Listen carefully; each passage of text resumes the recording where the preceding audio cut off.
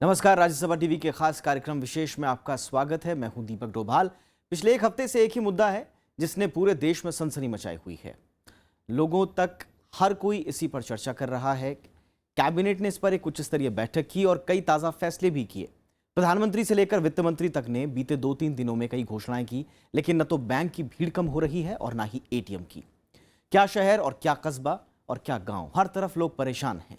उन्हें हालात के सामान्य होने का इंतजार है। सरकार ने दावा किया है कि अगले 50 दिनों में बैंक से जुड़ी ये परेशानियां खत्म हो जाएगी। लिहाजा इन दिनों इस मसले पर लोग चर्चा में भी जुटे हुए हैं। विशेष में आज हम इन तमाम मुद्दों पर बात करेंगे और बताएंगे कि काले धन पर लगाम कसने में ये जो फैसला सरकार ने लिया है, ये कितना कारगर कदम साबित होगा और क्या है नोटबंदी का इतिहास। तो आइए शुरू करते हैं विशेष।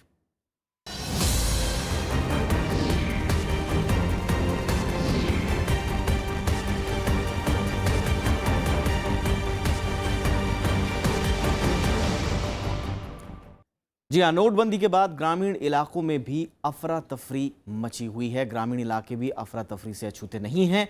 ग्रामीण अर्थव्यवस्था कृषि आधारित है और लोग घरों में जमा पूंजी को लेकर बेहद परेशान दिख रहे हैं।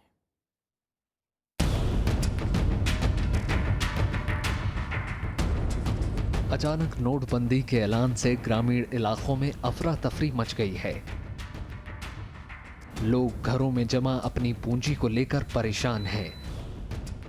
लोगों को समझ नहीं आ रहा है कि उस पैसे का क्या करें जो 500 और 1000 के नोट की शक्ल में है।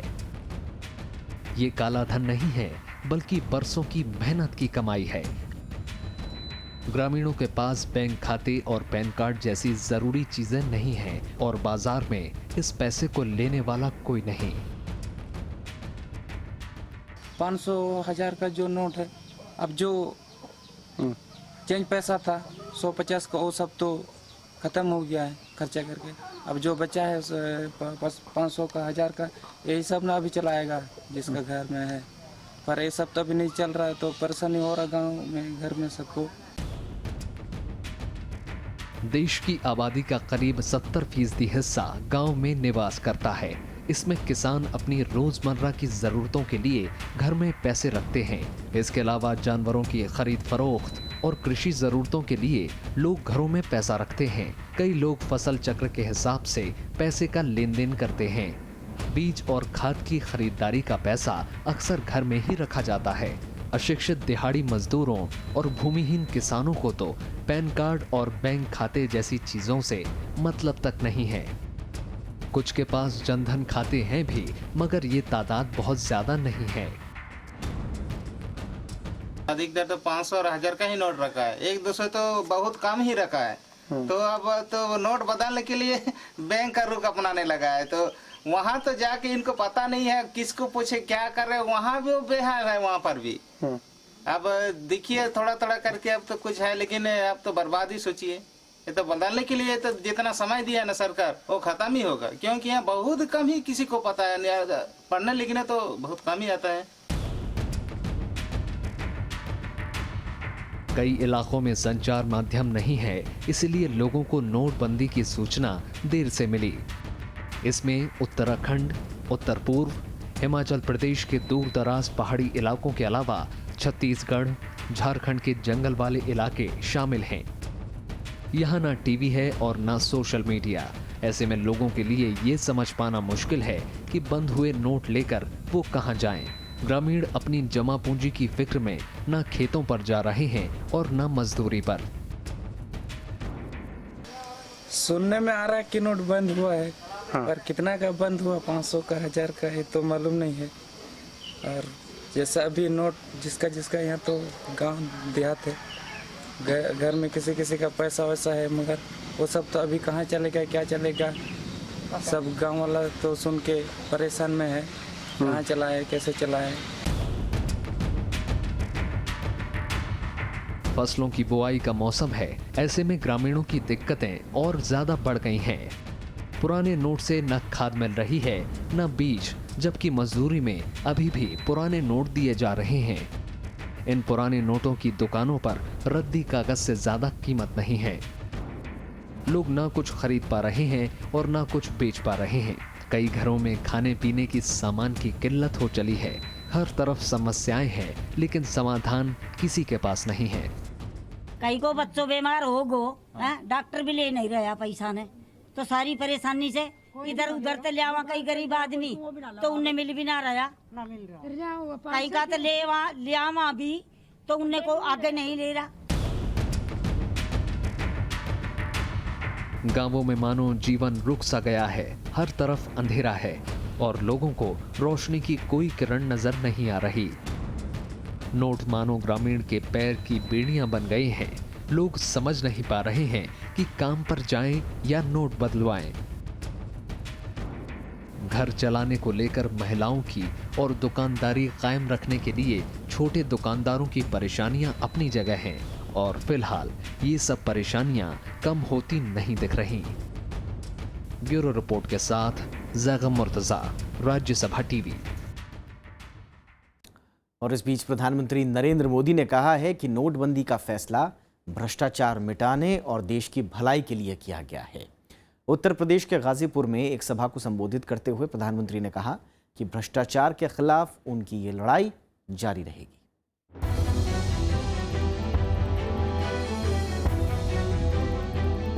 सोमवार को गाजीपुर के ITI मैदान में परिवर्तन रैली को संबोधित करते हुए प्रधानमंत्री ने नोटबंदी के फैसले को सही बताया। प्रधानमंत्री ने कहा कि कठोर फैसला जरूर है, लेकिन फायदेमंद है। उन्होंने कहा कि हिंदुस्तान में धन की कमी नहीं है, लेकिन धन जहां होना चाहिए वहां नहीं है। प्रधानमंत्री ने नोटबंदी को पवित्र काम करार देते हुए कहा कि ये जनहित में लिया गया फैसला है। हिंदुस्तान में धन की कोई कमी नहीं है, लेकिन धन कहां पड़ा है वो समस्या है। जहां होना चाहिए वहां नहीं है, जहां नहीं होना चाहिए वहां ढेर लगे हैं। प्रधानमंत्री ने दावा किया कि उनकी सरकार गांव, गरीब व किसान के लिए है। उन्होंने कहा कि नोटबंदी का फैसला देश में फैले जाली नोटों के काले कारोबार को खत्म करने के लिए किया गया है। भ्रष्टाचार के खिलाफ लड़ाई जारी रखने का ऐलान करते हुए प्रधानमंत्री के मुताबिक नोट को बदलने का काम काफी बड़ा है और इसमें सभी लोगों का सहयोग चाहिए। उन्होंने कहा कि सभी का सहयोग मिला तो ये काम आसान हो जाएगा। मेरे प्यारे भाइयों बहनों, जब गांव का व्यक्ति भी देश की ईमानदारी के लिए इतना कष्ट झेलने के लिए तैयार है, मुझे विश्वास है हिंदुस्तान में अब बेईमानों के लिए कोई चारा नहीं। इससे पहले रविवार को गोवा में आयोजित एक कार्यक्रम में प्रधानमंत्री मोदी ने माना कि जनता को इस फैसले से असुविधा हुई है। प्रधानमंत्री ने कहा कि उन्होंने भी गरीबी देखी है और वे लोगों की परेशानी समझ सकते हैं। उन्होंने कहा कि लोगों को तकलीफ होती है तो उनको भी होती है। प्रधानमंत्री ने दावा किया कि इस सारी प्रक्रिया में लोगों को सिर्फ 50 दिन दिक्कत का सामना करना पड़ेगा। 50 दिन मांगे हैं, 50 दिन।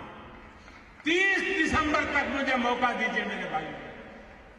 अगर 30 दिसंबर के बाद कोई मेरी कमी रह जाए, कोई मेरी गलती निकल जाए, कोई मेरा गलत इरादा निकल जाए, आप जिस चौराहे में मुझे खड़ा करेंगे, मैं खड़ा होकर के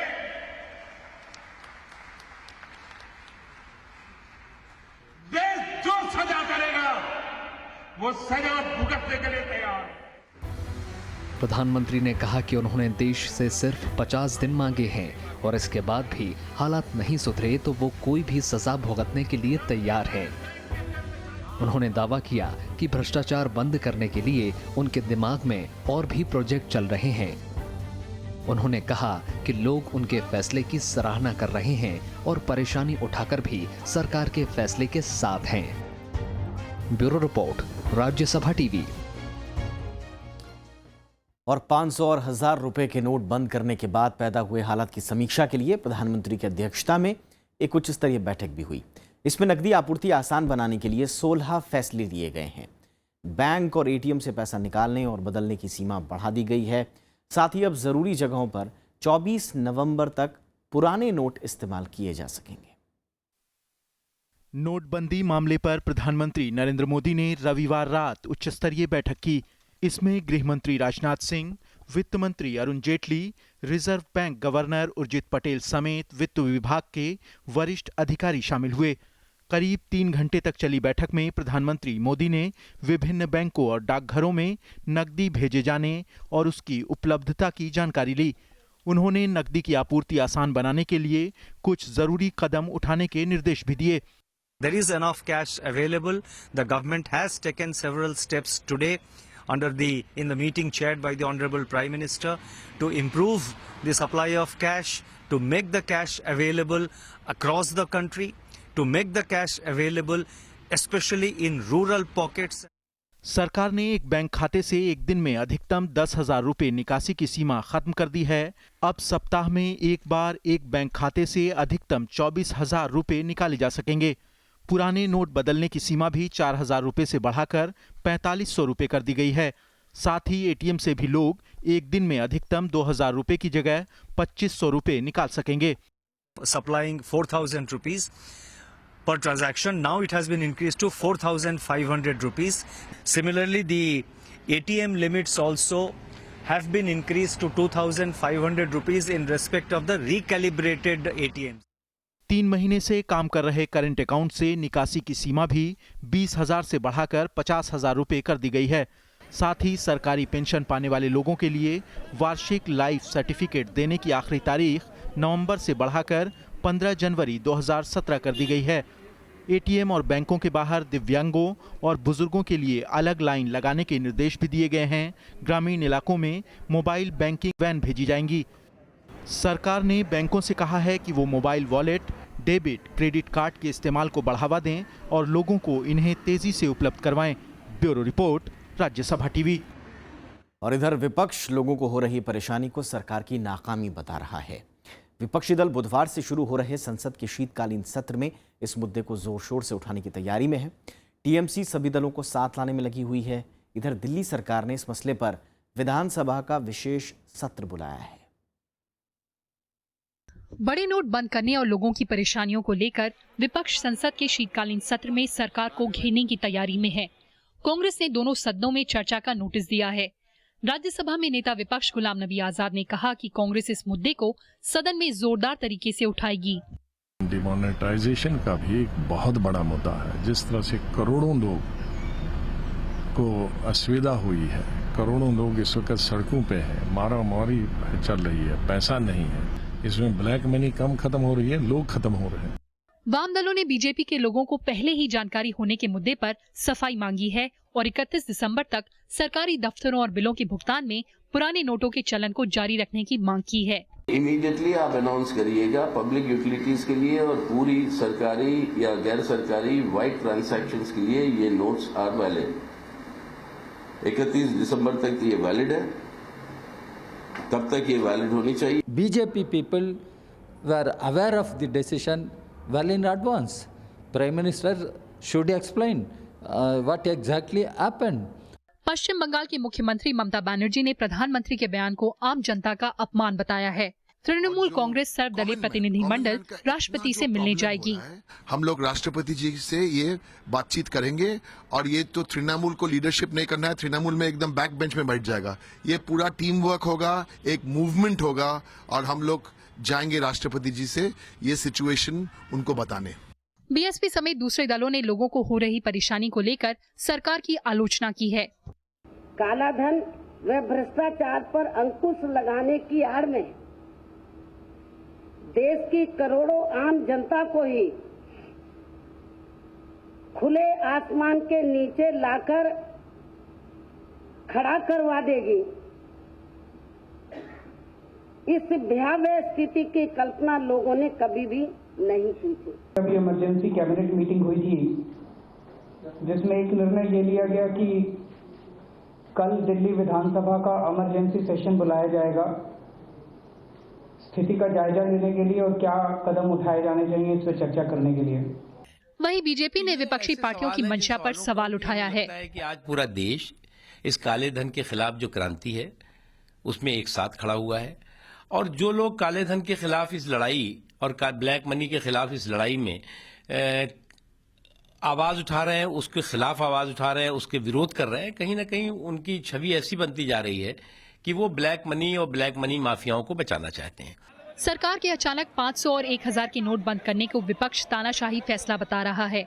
साथ ही पुराने नोट बदलने में परेशानी और नए नोट की कमी को लेकर सरकार की तैयारी पर सवाल उठा रहा है। Bureau report, Rajya Sabha TV. और इससे पहले सबको चौंकाते हुए प्रधानमंत्री नरेंद्र मोदी ने मंगलवार को 500 और 1000 रुपए के नोटों को खत्म करने की घोषणा की थी, उन्हें बंद करने की घोषणा की थी। राष्ट्र के नाम संबोधन में उन्होंने जब ये घोषणा की तो चौतरफा लोगों में चर्चा शुरू हो गई। लेकिन ये कोई पहला मौका नहीं है जब विमुद्रीकरण का फैसला लिया गया हो। इससे पहले मोरारजी देसाई के वक्त में भी ऐसा ही एक कदम उठाया गया था।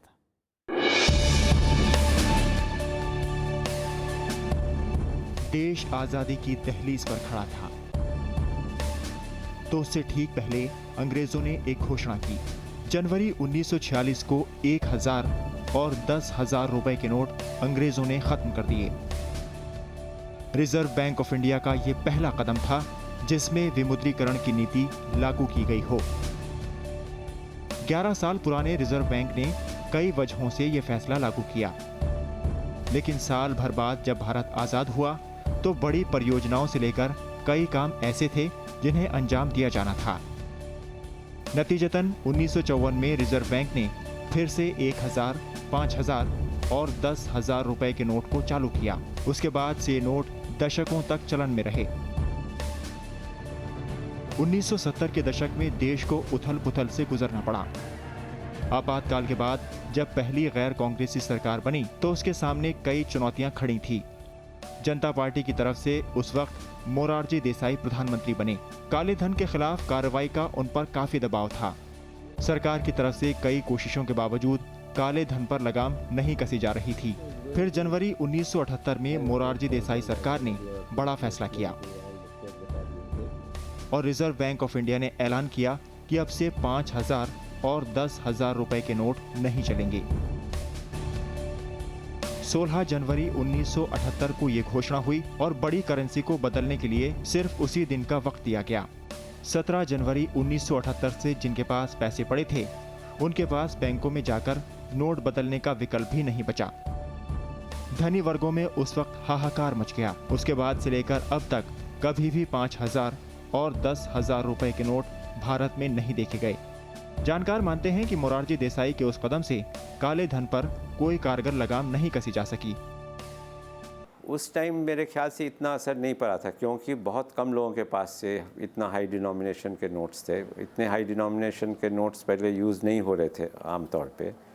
तो अब जिनके पास था हाई डिनोमिनेशन का नोट्स वो मेरे ख्याल से बहुत कम लोग होंगे, इसलिए उतना वाइड स्प्रेड उसका इफ़ेक्ट नहीं हुआ था इसका। लेकिन इस बार का जो स्टेप लिया है इसमें तो वाइड स्प्रेड इफ़ेक्ट होगा क्योंकि बहुत लोगों के पास ऐसे नोट्स हैं 500 के 1000 रुपए के।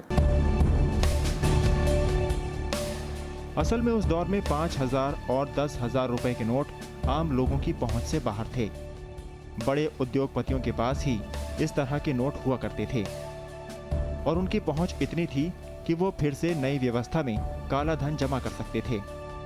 जानकार मानते हैं कि मौजूदा दौर में 500 और 1000 रुपए के नोट की पहुंच व्यापक है। ये उच्च वर्ग से लेकर निम्न वर्ग तक सबकी पहुंच में है। लिहाजा काला धन रखने वाले बड़े छोटे सभी तबके इसकी जद में आएंगे। 1978 के बाद देश की आर्थिक नीति में काफी बदलाव आया। असल में 1990 में जब अर्थव्यवस्था को खोला गया तो आर्थिक नीति में यह अब तक का सबसे बड़ा बदलाव था, लेकिन नोट में कोई भी बदलाव नहीं किया गया। 38 साल बाद प्रधानमंत्री नरेंद्र मोदी ने 8 नवंबर को रात 8 बजे नई घोषणा की। इसमें 500 रुपए और 1000 रुपए के पुराने नोटों को खत्म कर दिया गया। वर्तमान में जारी 500 रुपए और 1000 रुपए के करेंसी नोट लीगल टेंडर नहीं रहेंगे। इसके बदले 500 रुपए के नए नोट और 2000 रुपए के नए नोट जारी किए जाएंगे। सरकार का कहना है कि आने वाले दिनों में 1000 रुपए के भी नए नोट जारी किए जाएंगे। सोनू कुमार के साथ ब्यूरो रिपोर्ट, राज्यसभा टीवी। और केंद्र सरकार ने काले धन पर लगाम कसने के खातिर जब नोटबंदी का फैसला किया तो इसके पक्ष और विपक्ष में तब से ही तमाम दलीलें आ रही हैं। हालांकि अब तक देश के भीतर काले धन को लेकर कोई ठोस अध्ययन नहीं हुआ है, लिहाजा अनुमानों के आधार पर ही इसकी मात्रा जब्ती के कयास लगाए जा रहे हैं। इससे जुड़ी हुई हमारी यह खास रिपोर्ट देखिए। पिछले 4 सालों से देश में काला धन बड़ा मुद्दा बना हुआ है। लोकसभा चुनाव प्रचार के दौरान भी ये बड़े मुद्दे के तौर पर देश के सामने आया। काले धन पर कारगर लगाम कसने के साथ मौजूदा सरकार सत्ता में आई तो कुछ कदम भी उठाए गए। सुप्रीम कोर्ट ने जब इस मामले में एसआईटी का गठन किया तो उसके बाद सरकार ने कुछ नामों का खुलासा किया, लेकिन उस पर अब तक कोई ठोस कार्रवाई नहीं देखी गई। इस साल की शुरुआत में पनामा पेपर लीक्स में कुछ नामों का खुलासा हुआ तो सरकार ने यह बताया कि इसकी सघन जांच की जाएगी। इसके बाद सरकार ने 30 सितंबर तक सबको काले धन का खुलासा करने की मोहलत दी और इस दौरान हजारों लोगों ने इसके तहत खुलासा भी किया, लेकिन सरकार ने इससे कड़े कदम उठाने की बात करते हुए नोटबंदी का ऐलान कर दिया। 500 रुपए और 1000 रुपए के करेंसी नोट लीगल टेंडर नहीं रहेंगे। हालांकि जानकार इस बात को लेकर आशंकित हैं कि इससे काले धन पर पूरी तरह से लगाम कसी जा सकेगी। अभी जो स्टॉक है पूरा ब्लैक इकोनॉमी का इस देश में, उसका एक बहुत छोटा हिस्सा जो है वो करेंसी के माध्यम से है। रियल स्टेट एक बहुत बड़ा माध्यम है, गोल्ड एक बहुत बड़ा माध्यम है। जो सबसे बड़ा माध्यम है शायद वो है जो ट्रेड के माध्यम से विदेशों में पैसा रखा जाता है। वो ट्रेड इनवॉइसिंग के थ्रू ओवर इनवॉइसिंग और अंडर इनवॉइसिंग दोनों होती है, जिसके माध्यम से मान लीजिए कि मैंने असल में ट्रांजैक्शन $80 का किया, दिखा दिया $100 का। असल में देश में इस वक्त कुल नोट 16.24 लाख करोड़ रुपए हैं, जिसमें 86% यानी करीब 13,81,000 करोड़ रुपए 500 और 1000 के नोट हैं। जानकारों का मानना है कि इनमें से काले धन का हिस्सा 1 से 3 लाख करोड़ रुपए के बीच में है। जानकार ये भी मानते हैं कि इसका बड़ा हिस्सा अलग अलग चैनलों से लोग सफेद कर लेंगे। ये तो निश्चित है कि अगर मान लीजिए कि 400 लाख करोड़ इस तरह की करेंसी थी तो इतना तो निश्चित है कि उसमें से 50, 60, 70% किसी न किसी माध्यम से एसेट्स में तब्दील हो गई होगी या छोटी बचत खातों में जमा होगी या रिवर्स हवाला के माध्यम से वो दोबारा रिजर्व बैंक में जमा हो जाएगी। इस वक्त देश की जीडीपी $2.25 लाख करोड़ है। कई अध्ययनों में यह पाया गया है कि इसमें काला धन का हिस्सा बहुत बड़ा है। जानकार यहां तक मानते हैं कि इसमें काले धन की हिस्सेदारी 1/3 से भी ज्यादा हो सकती है, लेकिन कई अध्ययनों में यह पाया गया है कि इसमें नकदी का अनुपात बहुत कम है। एक अंदाज लगाया जाता है कि तकरीबन 40% के आसपास जो है, जो वाइट इकोनॉमी हमारी है, अगर $2 ट्रिलियन की हमारी इकोनॉमी है तो तकरीबन उसका, मैं डोमेस्टिक इकोनॉमी की बात कर रहा हूँ, तो उसका तकरीबन उसके 40% के बराबर हमारी ब्लैक इकोनॉमी, यानी कि वो उस पे ऐड हो जाती है। विदेशी बैंक, रियल एस्टेट, सोना और शेयर में काले धन का बड़ा हिस्सा लगा हुआ है, लिहाजा जानकार मानते हैं कि इसकी निगरानी के बगैर काले धन का असर कम नहीं होगा। प्रॉमिसरी नोट्स को रोकना, जिनके माध्यम से जो विदेशों में काला धन जाता है वो वापस सफ़ेद धन होकर अर्थव्यवस्था में लौटता है। चुनाव की प्रक्रिया में जो धन आता है काला धन, उसको रोकना। रियल एस्टेट और सेक्टर में जहां सबसे ज़्यादा काला धन सर्कुलेट करता है उस सेक्टर को रेगुलेट करना, उस सेक्टर में ट्रांजैक्शंस को रेगुलेट करना। अर्थात ये मोटे तौर पर या फॉरेन ट्रेड में विदेश व्यापार जो होता है उसमें काला धन पहले अर्जित होता है अंडर इनवॉइसिंग, ओवर इनवॉइसिंग के माध्यम से। जानकार ये भी मानते हैं कि अर्थव्यवस्था से एक साथ 86% नकदी वापस लेने का नकारात्मक असर भी पड़ सकता है। देश में ठप कारोबार अगर नकदी की आपूर्ति के बाद चालू हो भी जाए तो लंबे वक्त तक अर्थव्यवस्था इसकी चपेट में रह सकती है। सोनू कुमार के साथ ब्यूरो रिपोर्ट, राज्यसभा टीवी।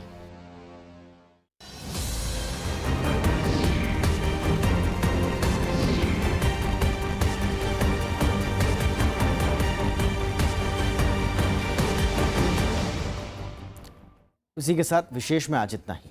नमस्कार।